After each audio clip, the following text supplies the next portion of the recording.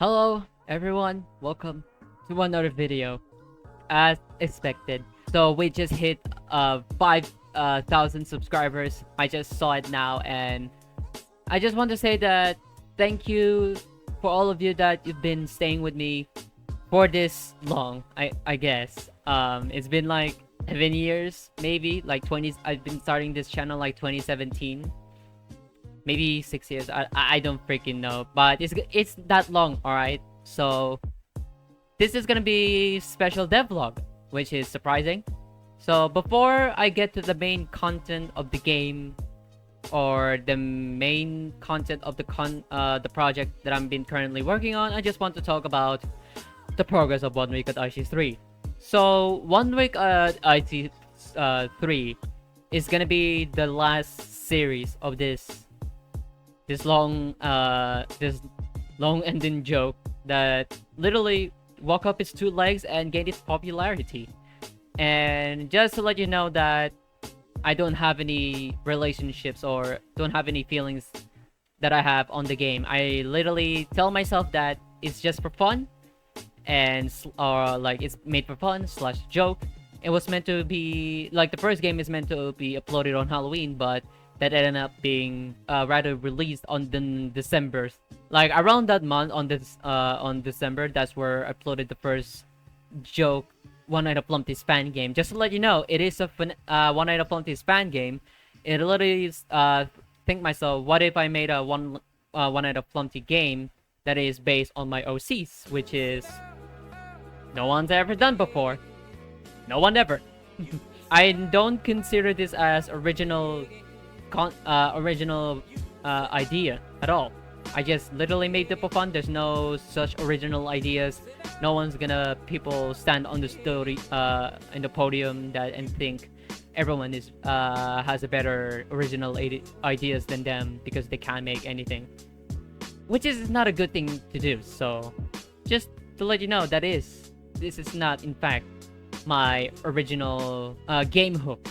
I'm more to the other stuff that is not based around an existing community that is already been popular, and I'm kind of worried that I don't like. Yes, I am happy that people actually played the game, which is surprising, and it goes to the point where I starting to get worried or stuff that I don't want to get connected to the game itself.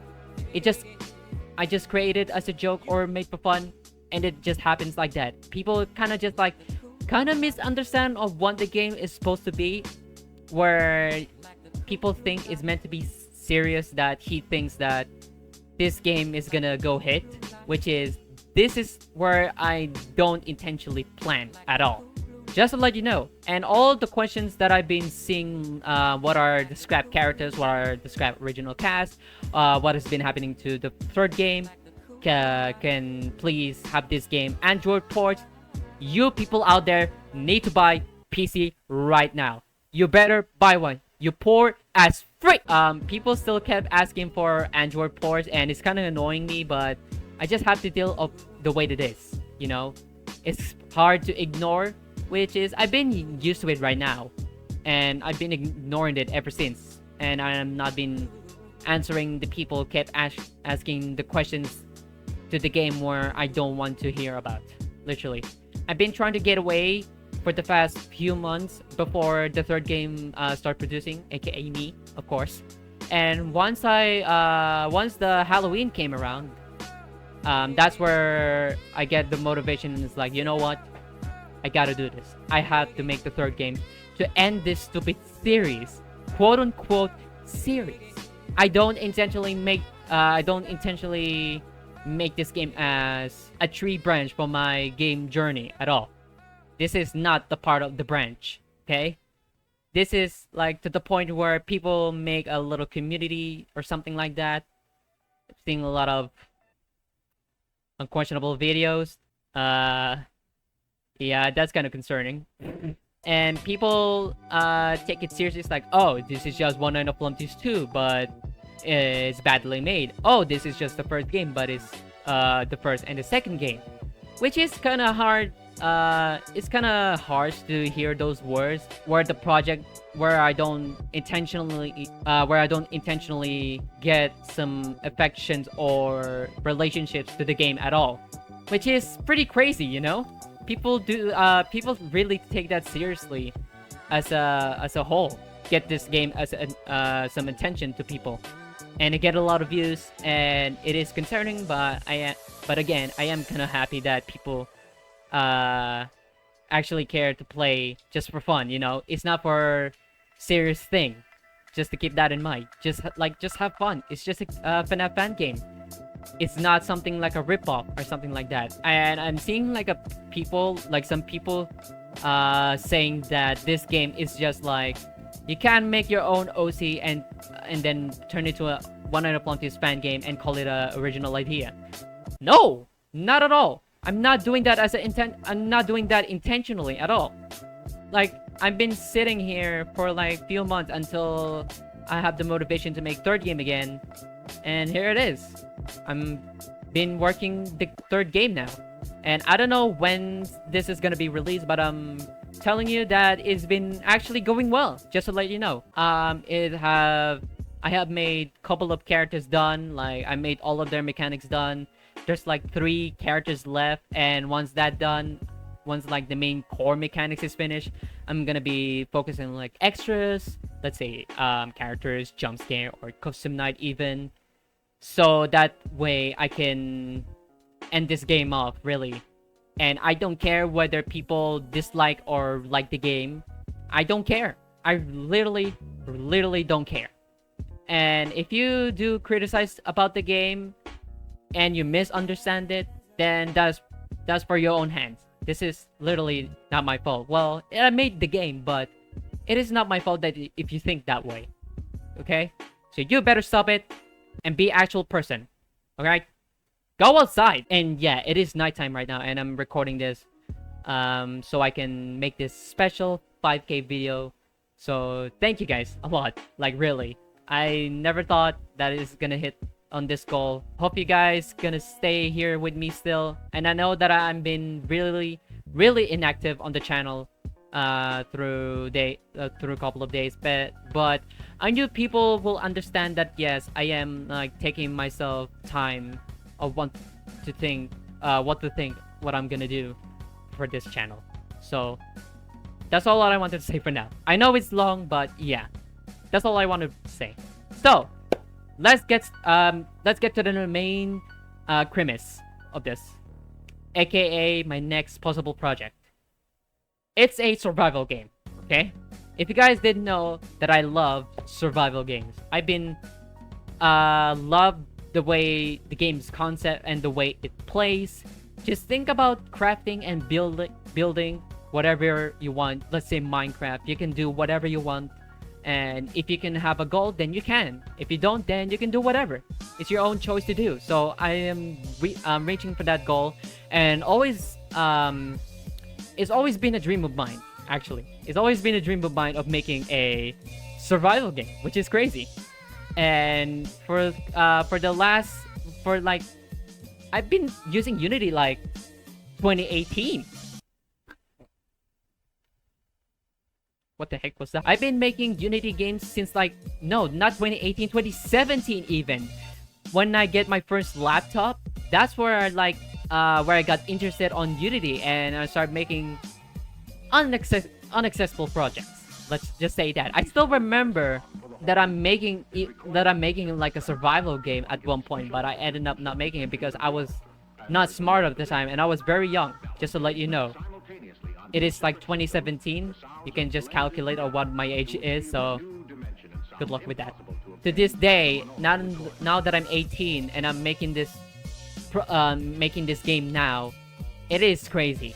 So just to let you know, that Unity runtime fee is actually been going really bad, and the CEO has been dropped off, and I was hoping that everything could be fixed this time, and I'm still hoping for Unity because Unity is literally my most comfortable game engines I've ever used. Even go to 2D or 3D, when I'm using that game engine, I'm still comfortable with it because I'm comfortable using C Sharp, which is crazy. This is like the level skills that I have right now, and it's crazy. And I've been like, I've been growing with these skills for the past like 7 years. Let's get to the main part of the video where I'm gonna showcase of what my progress looks like of my untitled survival game. I'll eventually name of what my survival game is gonna be. So let's get to the next footage. All right, hello everyone, and here we are. The scene here. So far, I've done so many stuff before.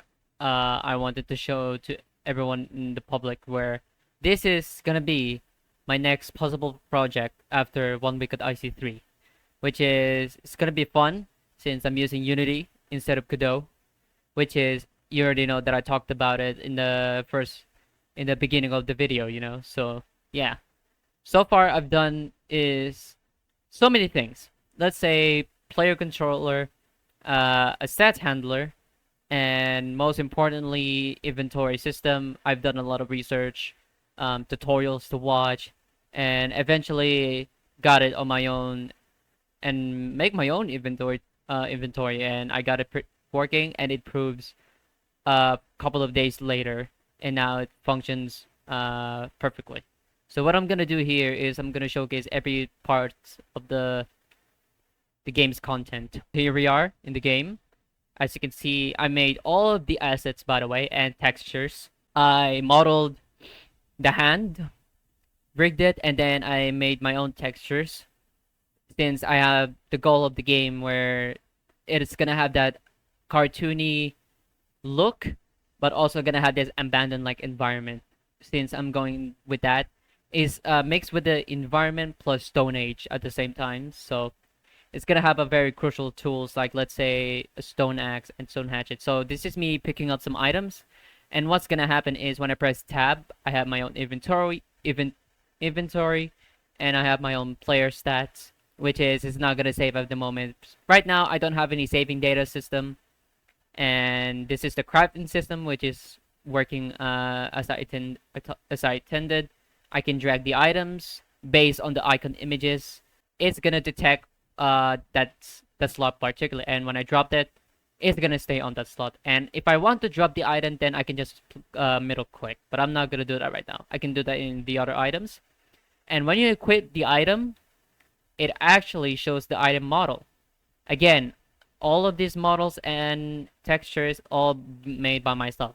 It's gonna be like that in all assets. So I can pick logs, apples, and all other stuff, which I can show you here. These items right here, I can swap them, and I can stack them. If there's it was not max on the slot on the max stack. So what I can do is go here and hover the items. It's gonna show some descriptions. Let's say log, crafting station, flints, stuff like that. And every single one of these items is actually holdable.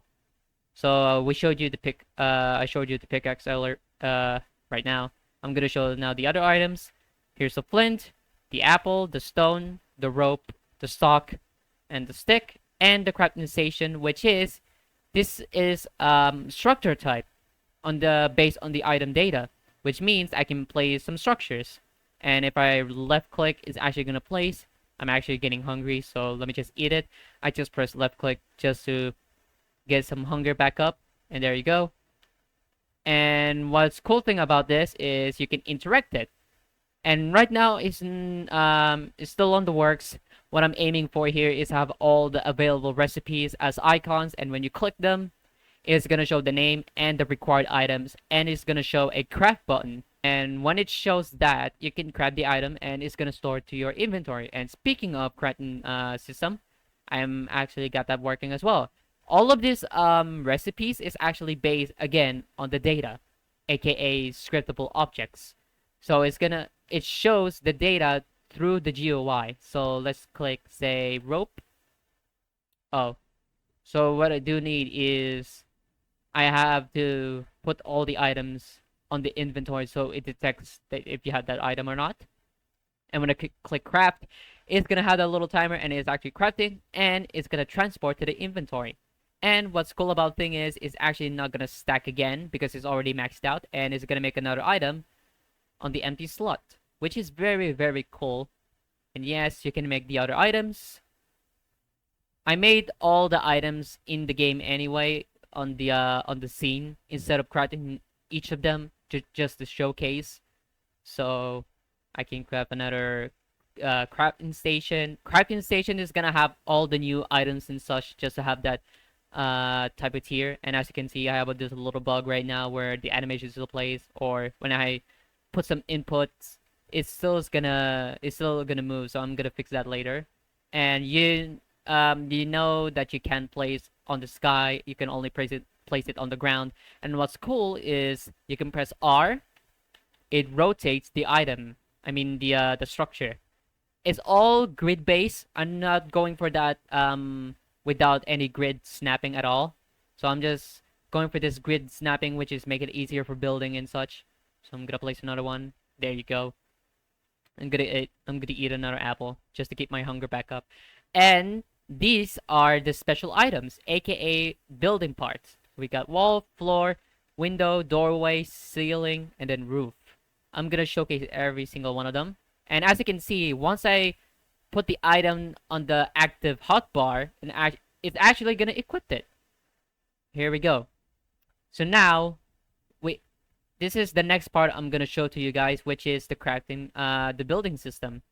So, when I left click, it's gonna place. And what's cool about this is that you can overlap and place another building, which is cool. It already detects where there's it already detects if there's a existing structure, then it's not gonna detect as allow building. So I'm gonna make a little house here. And what's cool is every one of these pieces has some snapping points or a specific point that you can point at. Let's say this point right here is gonna snap to the floor, which is very, very awesome. And I'm glad that I got that thing working on my own. So I'm glad that I did that. So let me just rotate this.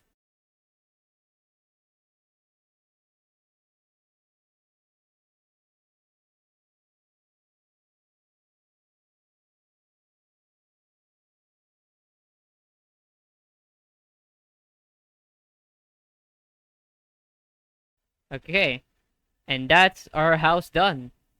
And what's cool about the cool thing here is that you can eventually break all of these pieces. So let's say if I break this only like it only breaks specific objects or entities, which is I put it as a component, so they don't have to manually code every single entities, let's say structures or resources like that. So let's go to the main part, which is mining resources or chopping resources. Let's say the tree is gonna say what type of entity this is. This is gonna be oak tree, this is boulder, this is dry bush. So let's keep chopping. And the entity script is have a health system, which is detects where it is the right tool, then it's gonna break. So if I break it with an axe, it's not gonna work. So what I'm gonna do is equip my crude pickaxe, and then I'll eventually get some stones right here. So you can break that, you can only break it with an axe. But I'll eventually switch this with a knife. If I model the crude knife, then you can only break it with a bush. So you can quickly break it. Oh wait, because I put them as ceilings, not floors. Okay, I'm gonna show you what the floor looks like. Here it is. I'll eventually disable some other buildings that you can only place when there's attached building. Let's say I can only place floors, and then I can eventually build up with walls and windows and stuff. So yeah, this is probably the next thing I'm gonna work on if I have to. If I have the time or not. But yeah, I still have 1 week at IC3 that needs to be finished. So I don't want to work on this as much, but I'll try to keep it keep an eye on it as possible, because this is literally my dream survival game right now and I love it. So yeah, that's all this for now, and I hope you guys enjoyed this 5K special video, and I'll see you guys next time. See ya.